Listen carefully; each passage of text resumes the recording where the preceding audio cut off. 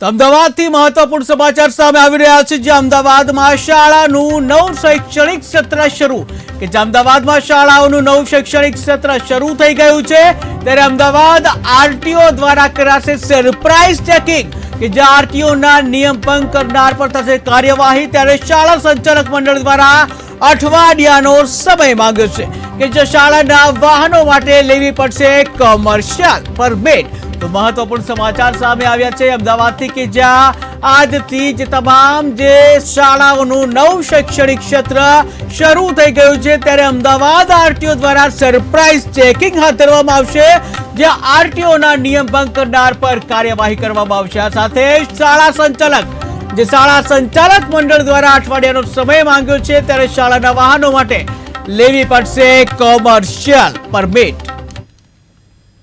અમદાવાદ શહેરના તમામ સ્કૂલના સંચાલક પ્રિન્સિપાલશ્રીઓને એક સેમિનાર કરી પોલીસ ડિપાર્ટમેન્ટ, ફાયર વિભાગ છે, આરટીઓ ડિપાર્ટમેન્ટ છે, તમામને આ નિયમોની અને કાયદાના પાલનની જાણકારી આપવામાં આવેલી છે। સંચાલક મંડળ તરફથી પણ ખાતરી અને બાંયધરી આપી છે કે અમે આ તમામ નિયમોનું પાલન કરીશું।